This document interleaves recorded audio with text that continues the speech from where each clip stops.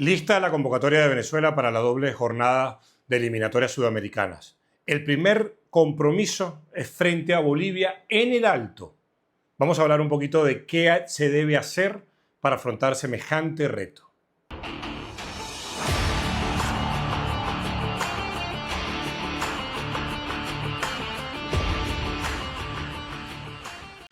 Comencemos por comprender el por qué son 41 convocados por el entrenador Fernando Batista. Y esto está referido obviamente a que los dos partidos se van a jugar en situaciones climáticas muy distintas. Uno, el que se va a jugar ante Bolivia en el Alto, a casi 4.100 metros de altura, y el segundo va a ser en Maturín, en el llano, con calor, con humedad, etc. Pero ese segundo partido puede estar muy condicionado por lo que pase en Bolivia. Y vamos a explicar por qué. Ya todos sabemos que jugar en la altitud supone una falta de oxígeno y por ende cada esfuerzo que se haga va a representar una gran carga para el futbolista a la hora de recuperarse de cada esfuerzo, ¿no? Entonces, lo primero que hay que saber es que muchos de los síntomas de cansancio, dolor de cabeza, cualquier tema estomacal, se van a ver después del partido. ¿Por qué digo esto? Bueno, porque la selección, por lo que uno supone, va a dormir en Santa Cruz de la Sierra el día antes del partido, sin altitud, y el día siguiente va a tratar de llegar lo más justo posible, según el reglamento de Conmebol, al Alto. Esto puede ser 3 horas y media, con lo cual la selección saldría directamente del aeropuerto al estadio y ahí haría reconocimiento de cancha, puesta a punto, etcétera.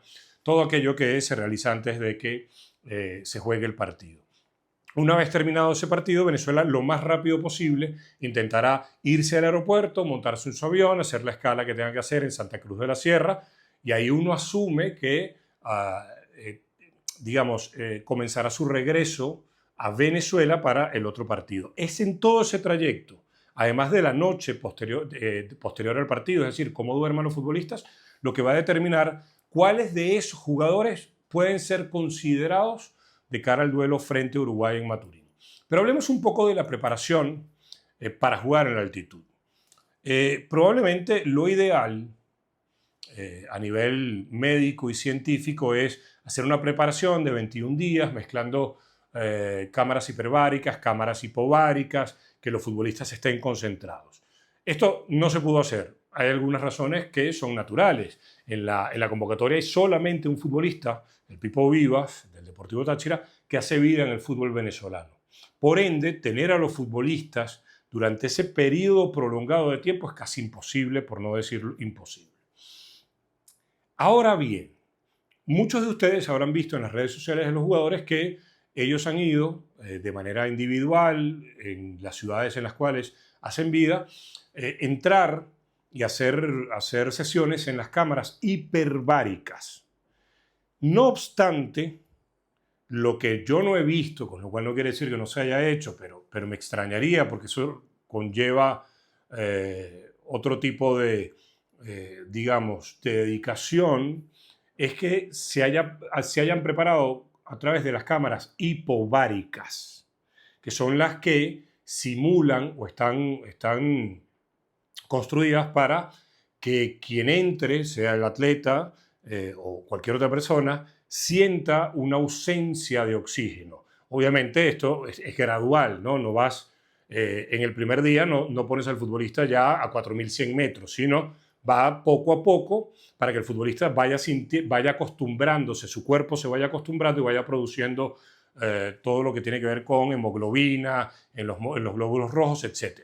Una explicación que no voy a dar porque primero es muy científica. Aquí les puedo poner a mi lado la diferencia no solamente entre las cámaras hiperbáricas y las hipováricas, sino también qué sucede en la altura, en este bloque, sino que además uno tiene que ser muy cuidadoso a la hora de informar. Entonces yo prefiero colocarles aquí la explicación científica.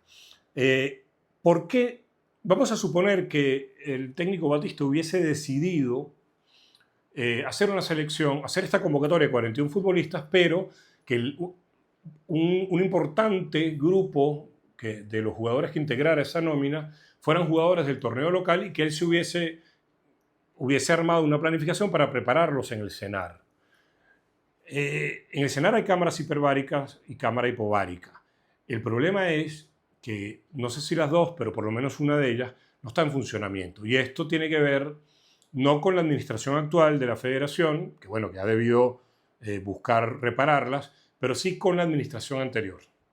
Porque fue durante ese periodo que las cámaras o alguna de las cámaras dejó de funcionar y no se ha buscado una solución. Entonces, aquella preparación que uno ha visto, que uno vio, por ejemplo, en la etapa de César Farías, que no se hizo en el CENAR, pero se hizo en Mucuchíes, con cámaras hiperbáricas e hipováricas, no se pudo llevar a cabo. La que se intentó en la etapa de Noel San Vicente tampoco se pudo llevar a cabo, esa sí se hizo en el CENAR, porque ya estaba acondicionado el Centro Nacional de Alto Rendimiento. Entonces Batista, que ni tonto ni perezoso, que dijo, bueno, vamos a hacer una convocatoria amplia, sobre todo teniendo en consideración para jugar en la altura algunos hechos importantísimos, ¿no? Que es, primero, futbolistas que sean livianos, rápidos, es decir, de movimientos veloces, que puedan tener una buena recuperación ante los esfuerzos y los estímulos que se realizan en un partido de fútbol en la altura.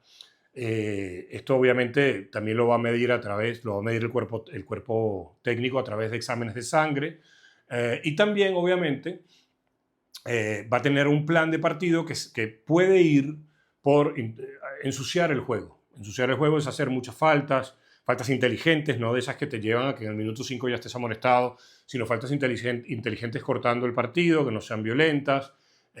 Obviamente que sea un bloque corto, pero que se posicione en una zona del campo que no sea tan avanzada y que obviamente cuente con futbolistas, como decíamos, rapiditos, para que en el momento en que Venezuela pueda intentar un contragolpe, estos futbolistas saquen alguna ventaja. Pero además, en ese plan de partido hay algo que es muy importante, que es que el técnico seguramente le comunicará, y que los futbolistas traten de comprenderlo, de saber identificar qué esfuerzo vale la pena y cuál no.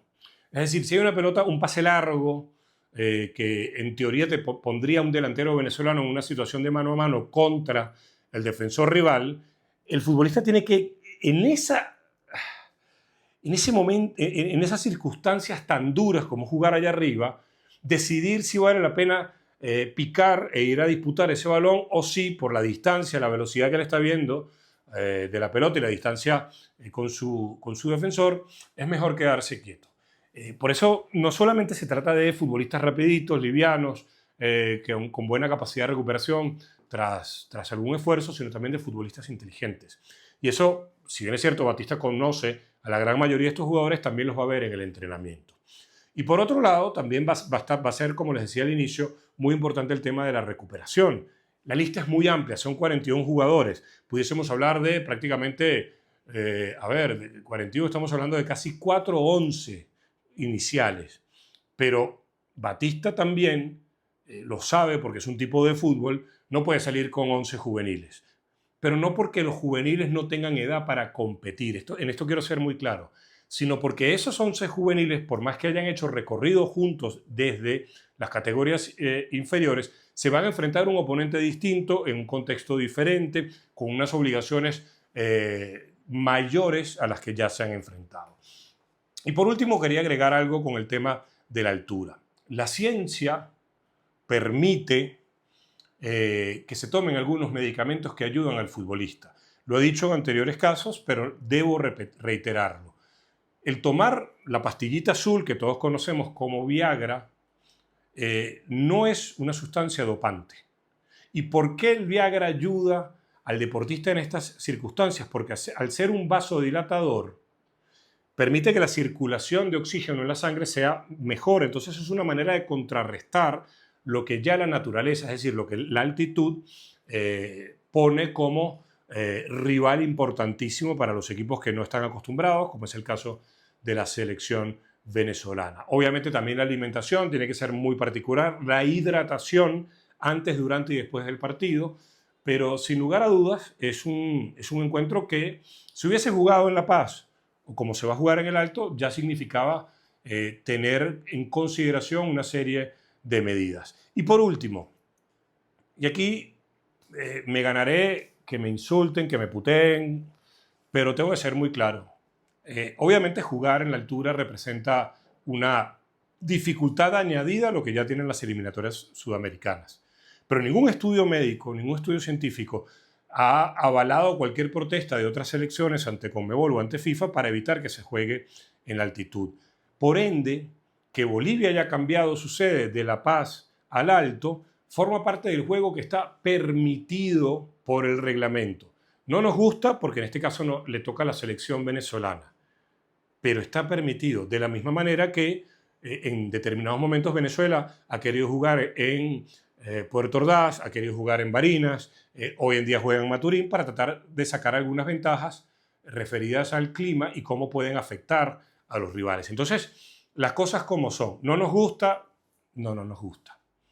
Pero es legal, es lícito y está permitido por todos los organismos que rigen el fútbol mundial.